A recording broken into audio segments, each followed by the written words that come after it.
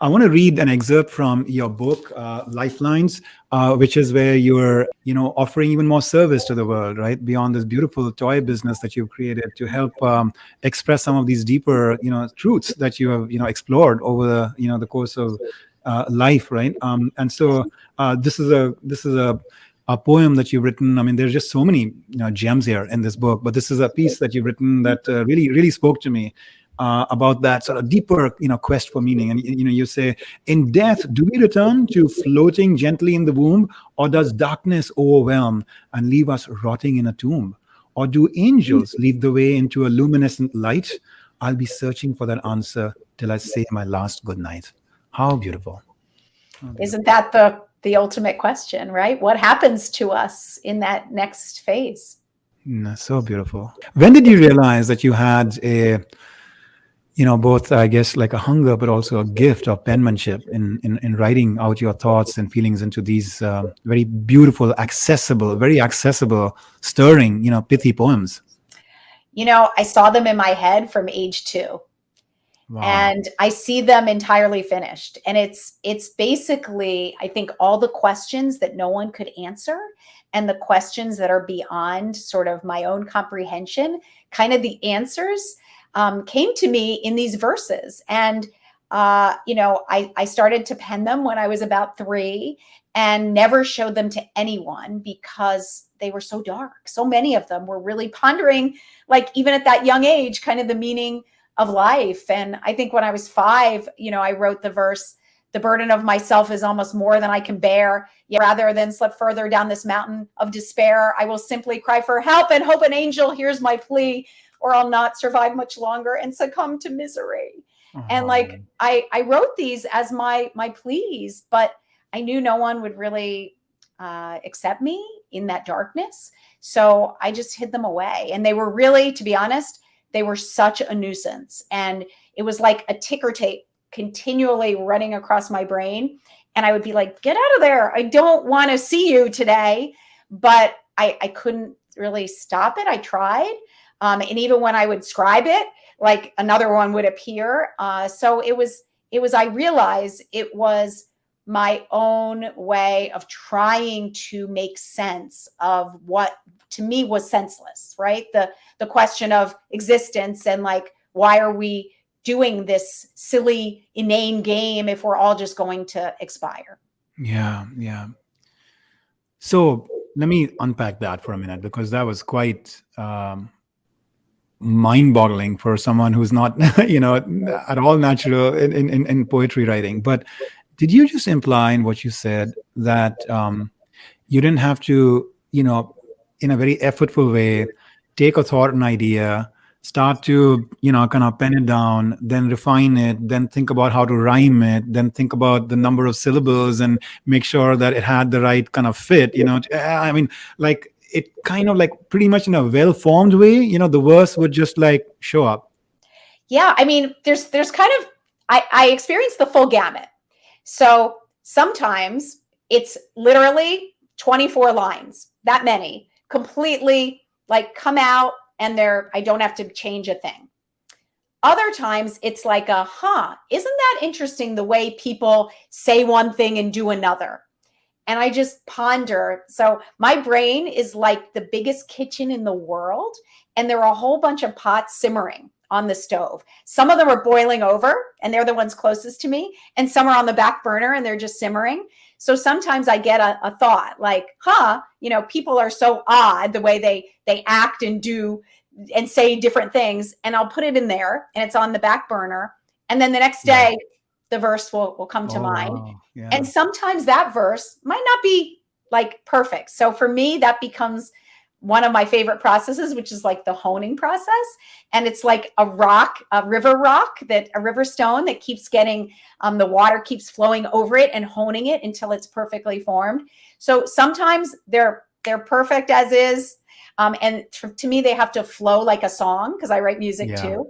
They have to have a rhythm and a beat and effortlessly flow. If they don't, I'm like tortured and I cannot sleep or eat or do anything. If I have a verse that came out and it's like missing something, I'm like, it's like a splinter in my foot. I can't rest until it's removed. Oh, that's beautiful. That's beautiful. The way you've described your brain, it seems like an advanced supercomputer that has this, hard drive in which you're keeping on packing like more and more and more. And then there's a, CPU that sort of processes all of that and comes out through its algorithms into these beautiful, beautiful, very rhythmic and rhyming, gems for us. But the story of my life was that simplicity, those simple, thank you for calling them gems.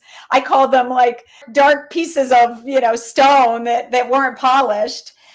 They were rejected by, mainstream society. And I think one of you might say my brain is like that, but the fascinating thing is that I'm so simple. And like, for me, those big abstruse ideas that I could never understand have to be distilled into something so simple and clear and concrete that a child can understand them.